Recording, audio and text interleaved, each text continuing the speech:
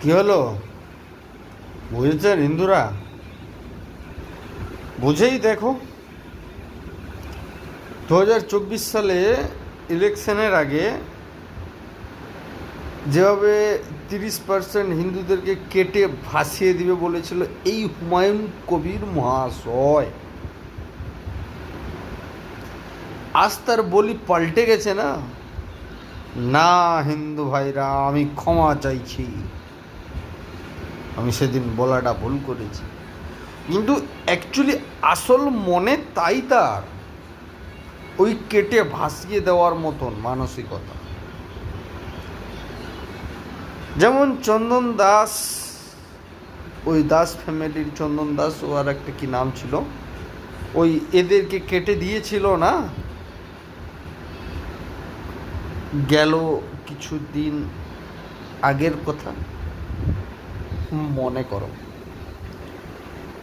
মমতা ব্যানার্জি মাননীয় মুখ্যমন্ত্রী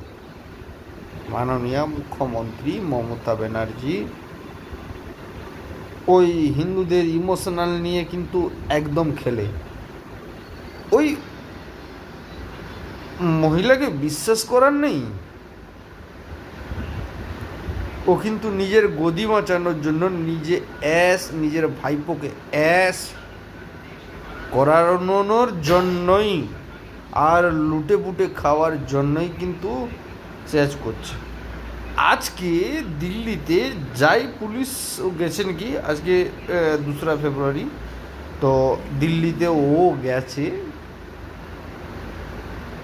তো যা হয়েছে দিল্লি পুলিশের মারফত, ওটা কিছু পুরনো কথা নয়। কেন পশ্চিমবাংলার মানুষকে যেভাবে ও করে, জনসাধারণ, ওর পুলিশ, ওর সিভিক পুলিশ যেভাবে করে হয়রানি, যা কিছু, ওটা তো হওয়ার ছিল।